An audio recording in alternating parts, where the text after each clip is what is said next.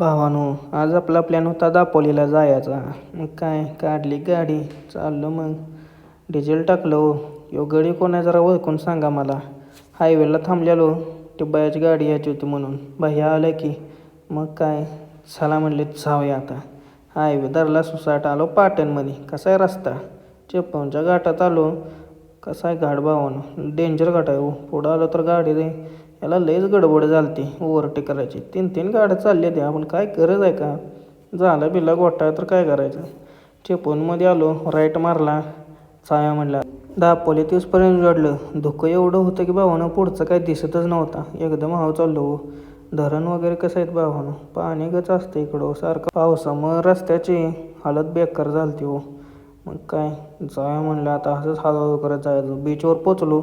आल्या बघतोत करा 2 काकूंच्या लागलेली भांडणं. कशी आहेत भावानं भांडणं? काय काय विषय चाललेला त्यासनीच माहीत आता. मला आता मासा धावतो भावानं. वेगवेगळ्या प्रकारचे अनेक मासं होतो. नावं मला माहीत नाही ते. खेकडं कसं आहेत भावानं? जरा युनिकच होते हो. वेगवेगळं कलरच वेगळा होता यांचा. बघतोय काय माशांचा ढीगच लागलेला. एकापेक्षा एक मासा. इथं निलावं चाललेला. 7,000 रुपयाला 1 कॅरेट होतं भावानं नुसता. कसं आहे ते रंगीत मासं बघा कसं आहे. कलर बदलत होता बरं का त्या माशाचा. मग आलो की मुरुड बीचला. बीच कसा आहे भावानो? क्लास होता, 1 नंबर नजारा होता. गेलो रूमवर, फ्रेश वगैरे झालो. जेवण मग करून निघालो आता. जायचं होतं चिपळूण मार्गेच, पण भाऊ काय ऐकते ती महाबळेश्वर मार्गे जायचं. फाटली हो आमची येऊसपर्यंत. धोकं एवढं होतं पुढचं दिसतच नव्हतं काय. चुकून सगळं भावानं ह्या मार्गे येऊ नका असा.